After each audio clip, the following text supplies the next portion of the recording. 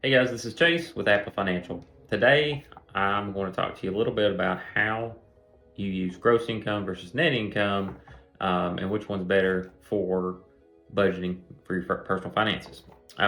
So, gross income is obviously before taxes. That's the gross amount you make before anything's taken out. The net income, that's after your taxes are taken out. So, I don't know about you, but I know that if I have to owe taxes on something, I'm not going to use that money um, that I make before taxes, knowing that I'm going to owe taxes on it later down the road, because guess what? I'll be in the hole.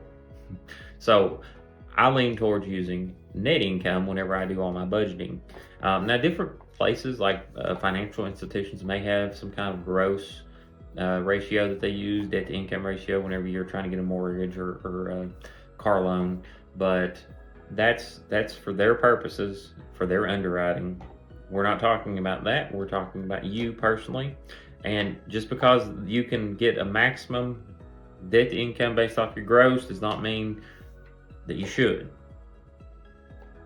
So you should have your own personal numbers that you go by to make sure you stay in line with your budget.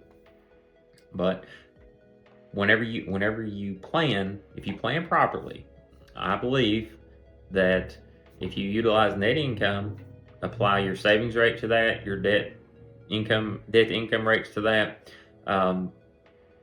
your housing, your percentage of housing should all go towards your net income. And that's easier for everybody to calculate usually, because most people are W-2 employees. They get a paycheck, it goes into their bank account, that you know exactly how much money you have to work with.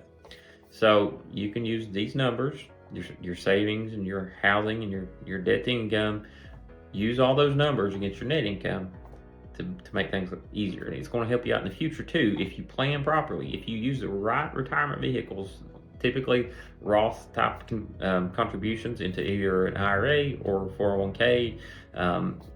Those are after-tax contributions that grow tax deferred, that will allow you to have access to them if you meet the stipulations for that vehicle down the road. You should be able to have access to that money without owing any taxes on it.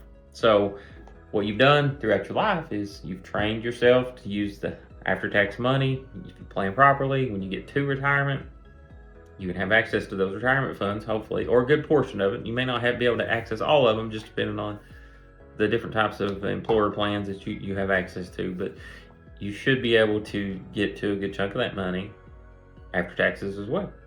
So it helps you just make that transition from your career to retirement much easier.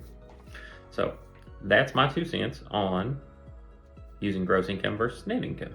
And if you want to read just a little bit more, I've got a book, Show Me My Money Guide to Financial Success, that I wrote. It's on Amazon.